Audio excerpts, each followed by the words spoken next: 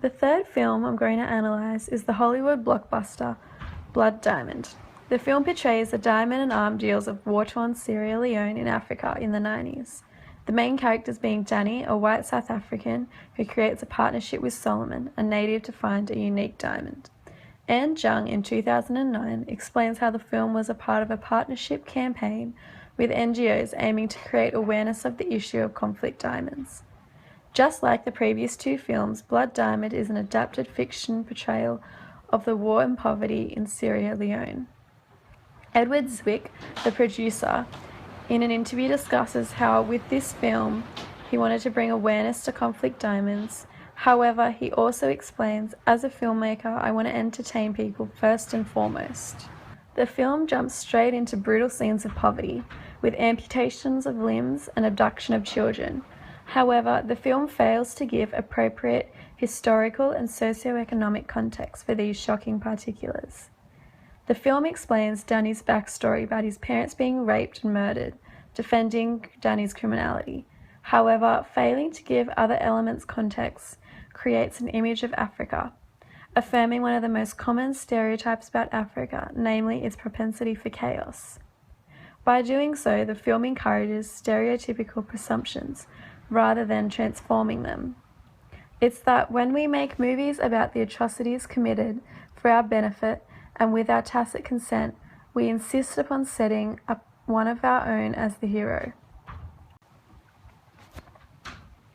The elements of racism and white savior portrayal in the film have critics angry. Blood Diamond consoles this American audience with the image of a globally empowered white humanitarian identity. By setting the film up in an environment with brutality where everyone is fighting for survival, and putting a solitary racist white man who is more capable of survival than most of the natives put together, reinforcing the white hero ideology by positioning a superior white male, Danny, as the only character who holds any real agency. Throughout the film, the whites are the only ones planning and scheming, and Solomon just following orders, motivated by little more than animal instinct to protect his son, is unable to think through his actions. Solomon is constantly shot at high angles when in scenes with Danny, depicting his inferiority, with the audience constantly looking down at him. The film aims to discourage people from purchasing blood diamonds. However, an article by Aaron Baker in 2013 suggests how that if people stop buying all the diamonds altogether as a result of the film, that's not going to help either. The article studies the life of Mumbai Mwanzi, a 15-year-old boy who works in the diamond mines in Congo, discussing how for him diamonds symbolize the opportunity for food and survival. If people stop buying our diamonds, we won't be able to eat. We still won't be able to go to school. How does that help us? So what has been done about blood diamonds since the film entered our screens? A scheme was put in place where each shipment of diamonds had to provide proof that the diamonds were mined conflict-free.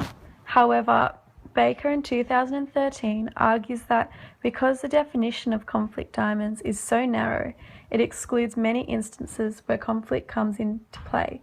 For example, in 2008, the Zimbabwean army seized a major diamond deposit in eastern Zimbabwe and massacred more than 200 miners. However, this was not considered a breach of the Kimberley Process protocols. It is important to have films like this to bring awareness to certain issues in the world, disseminated in a mainstream format. However, it is important that audiences are reminded that these films are fictional portrayals that have been adapted for our entertainment, and further research needs to be done by the audience on these issues so that we can increase our understanding and discover the whole truth behind these films.